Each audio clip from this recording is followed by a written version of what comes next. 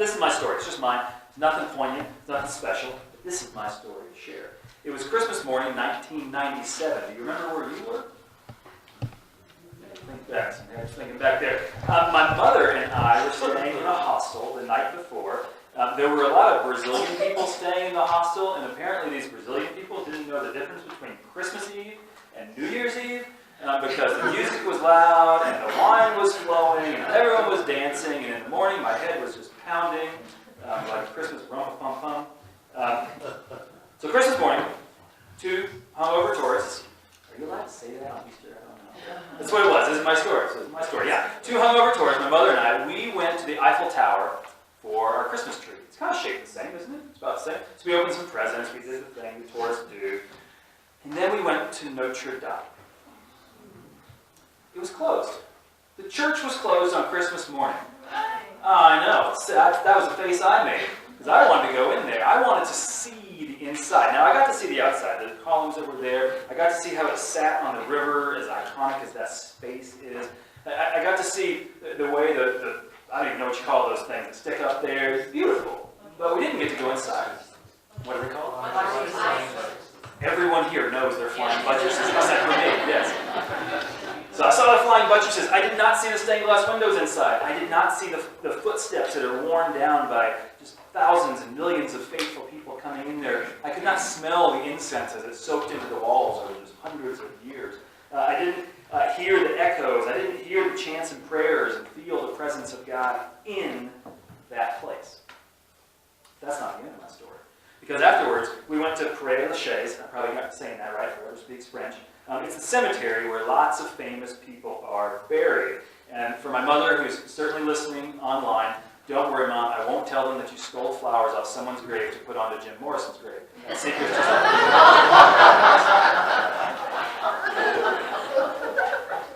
We saw Jim Morrison's grave. And that headstone, if you've been there, that's not the end of his story, because it is filled with graffiti and pictures and tapes and CDs and everything. We know his story is not over because we still know so many of the songs that Jim Morrison sang.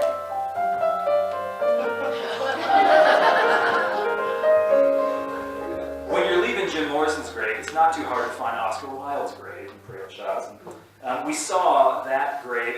He was an iconoclast then, kind of an icon now. You might know that Oscar Wilde died poor, alone, shamed by society for what they thought he was. Poverty and loneliness and shame often feel like my story is over. That's the end of me. That summarizes me completely because I'm just that. But that's not the end of the story. Despite the vandals to his grave and the continued efforts in so many places to stigmatize and abuse people like him, Wilde remains an inspiration. There remains a spirit in him even after his death. The story of Notre Dame, many of you watched this week with horror.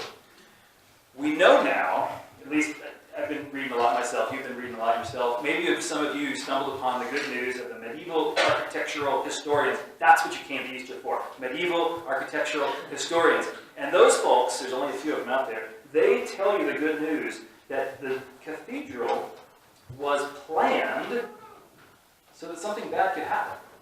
They built it so that something bad could happen and the bottom would stay there. They planned it so that when weakness came in, and we all know in our lives weakness comes in, they planned it so that it would stay there strong. It would stay there resilient. It would stay there with their wisdom. We didn't know that was the case until we saw the bad thing happen. And now we know it's stronger than disaster. The spire's gone, smoke is everywhere. There is real loss. You can't discount that. Appropriately, many people have been grieving, which makes sense. But that's not the end of the story. Your story, about 80 of you in here, your stories, each of you, more poignant perhaps, more painful perhaps, uncertain, full of blessings, whatever they are, your story at this point is not the end. It's still being written. It will continue to be written. You're a great success at work. Great. Does that summarize everything about you? You struggle with addictions. And you stop, and then you start again, and then you stop, and then you start again. Does that say everything there is to know about you? Nope. Some of you are holy as a saint. What about tomorrow? Some of you are kind of obnoxious. What about tomorrow? I don't know if anyone planned it in your life, or if this is just like the shape of the universe we live in. But how often, when something bad happens to us, inevitably, something bad will happen to us. When it happens, how often, there is something there to remind you of good grace in the world. There is someone there helping you pick up the pieces. There is some light through this darkness, some lesson through the grief. You don't have to call it God. You don't have to. If you want to, you can. But you certainly cannot expect God to be keeping all the bad things from your life. Instead, when you are buried, when you are broken, when you are burned over and over, you look back and you think, wow, I had this strength in me I didn't know was there until I saw the bad. I had this resilience in me that's been building up over all this time, somehow inspired, somehow a spirit inside me, able to keep me moving forward. So that stuff is not the end of your story. Over the last week, I've watched so many people have reactions to what happened in Paris. In my experience, maybe just my people who I know, the people in my life who seem to be least drawn to any organized faith, the people who get dragged in here for Easter, and some of you know who you are, those people in my life seem to have been the most traumatized and impacted by the loss of the beauty and the history and the shared humanity of that cathedral. Whether they notice that when they say that their language is sacred or that their heart is moving spiritually, I've noticed that so many people have expressed a despair, a holy despair, which makes a lot of sense. But on the other hand, a lot of people in my life, I've noticed, and I have a lot of pastor friends, my whole Facebook is just filled with pastor friends. These are people who are so concerned, they try to live so much like Jesus, and they have been more concerned and more critical of the billionaires who have been so quick to donate to its reconstruction. My most religious friends, who know when their language is sacred, who do all of this stuff. My most religious friends, who come to sacred buildings all the time, who try to point their lives in intentionally spiritual ways, they are scandalized that others care more about a building than the people in the building. They are scandalized that people care less about the cathedral of nature. They are scandalized that we can see lives burn and crash every day. And that makes sense. I get it. I understand their feeling. Others, when they're struggling to come up with an Easter sermon, they want to tell you their story about Notre Dame. They want to tell you your story. They want to share a story. They want to share pictures. You've seen it. People, I'm back in 18, whatever it was. Here's pictures of the cathedral. They want to acknowledge their sensitivity to the event by sharing their experience. They want to honor a loss, which makes sense. Some people, I've noticed, who barely have any connection to Notre Dame, they recognize the gravity of the situation, and therefore, they point out that on the very same day, some cruel accident of coincidence, the Al-Aqsa Mosque in Jerusalem, the third most holy mosque in Islam, also had fire. So they say, hey, remember, other people are grieving too. Or you might have noticed a simple week before the Notre Dame fire, 3 black churches in Louisiana were burned down on purpose by a white supremacist. Some news stations wouldn't remotely put that on the news. But in the shadow of Notre Dame, those churches, which were really struggling after that fact, as we would, their GoFundMe sites are up near $2 million for reconstruction, which is really redemptive. See, all those reactions make sense to me, because grief calls different things from all of us. Grief, whether it is from collapse or death or change or depression or just the question of what's next in my life, it calls for human responses. That's how we're built, to find meaning in confusion, to seek hope in chaos, to make sense of all the swings of life. We've seen it before. Grandpa has cancer. Grandpa goes to hospice.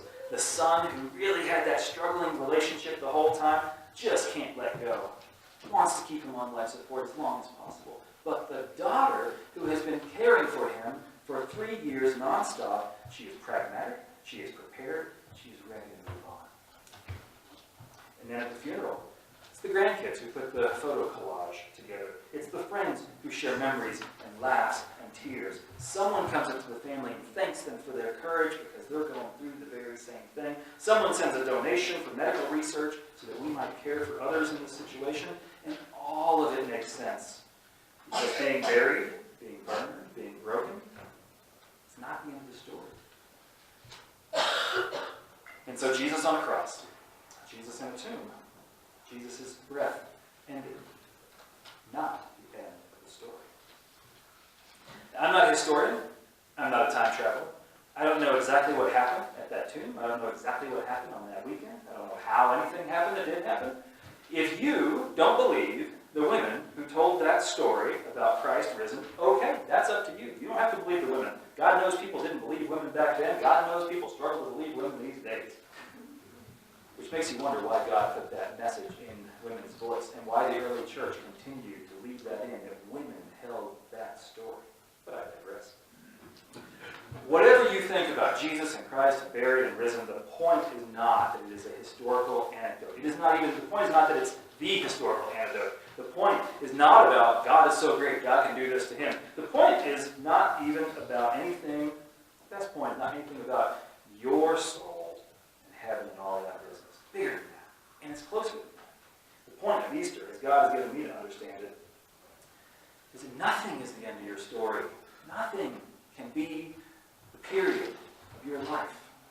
The point is that this world, as much as it is prone to trouble and pain, it just keeps moving toward peace. It just keeps moving toward meaning and love, especially if you choose to see it. The point is God's willingness, God's essential role in partnering with us for hope, for rebirth, to heal our hearts so that we can partner with God to heal the world. And the extravagance of the cross, it is not about violence, it is not about death, it is not as though God is some mean loan shark out to get his pound of flesh so that that guy can pay for our loan that we didn't pay back. The extravagance of the cross is watching this beautiful cathedral of a man who stands for the best of our shared humanity, watching him broken and buried. And that's not the end. The extravagance of the cross is watching sacredness fall and knowing that something else rises up, something messy, something real, something that takes bold steps toward new life, something that transforms hearts and worlds. The extravagance of the cross is about whatever in your life that goes up in flames, not the end.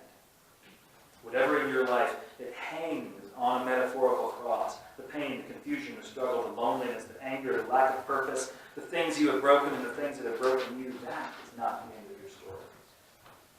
And so may you rise up. May this be your Easter.